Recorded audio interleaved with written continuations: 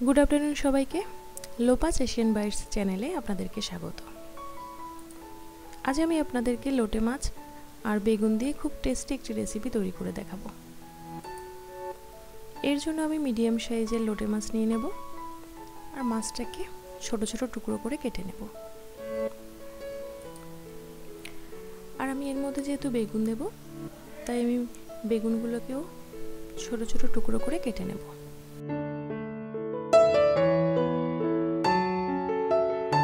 बेगुनगुलो काटा हয়ে গেলে আমি জলে ভিজিয়ে রাখবো।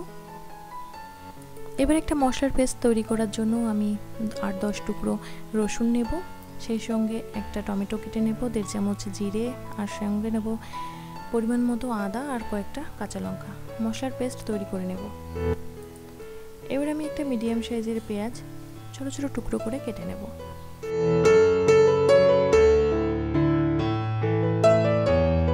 এবার আমি বেগুনে একটু লবণ আর হলুদ মাখিয়ে নেব।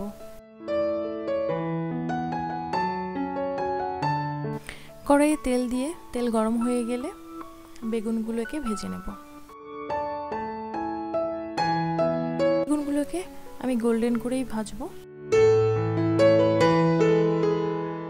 দেখুন বেগুন ভাজা হয়ে গেছে, এবার তুলে নেব।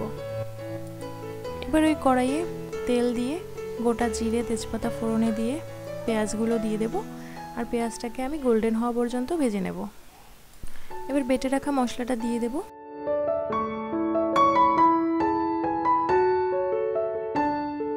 এবার পরিমাণ মতো লবণ হলুদ দিয়ে দেব আর কালারের জন্য আমি 1 চামচ মতো লাল লঙ্কার গুঁড়ো ব্যবহার করব।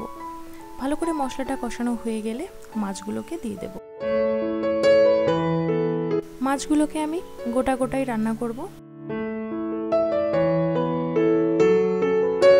এবার দেখুন মাছ থেকে অনেকটাই জল বেরিয়েছে। এটা কিন্তু খুব আস্তে আস্তে নাড়া দিতে হবে, না হলে মাছটা ভেঙে যাবে। এবার আমি ভেজে রাখা বেগুনগুলোকে দিয়ে দেব। এবার আমি আর 5 মিনিট মতো রান্না করব। আর একটু বাকি আছে হতে, তাই আমি আরেকবার ঢেকে দিয়েছি। আর দেখুন এবার কিন্তু আমার রান্না একেবারেই কমপ্লিট হয়ে গেছে আর মাছগুলো খুব বেশি ভাঙেও নি। সব শেষে আমি ধনেপাতা ছড়িয়ে দেব। আপনারাও যদি লোটে মাছ পছন্দ করেন তাহলে বাড়িতে এইভাবে একবার ট্রাই করবেন, খেতে কিন্তু দুর্দান্ত হয়।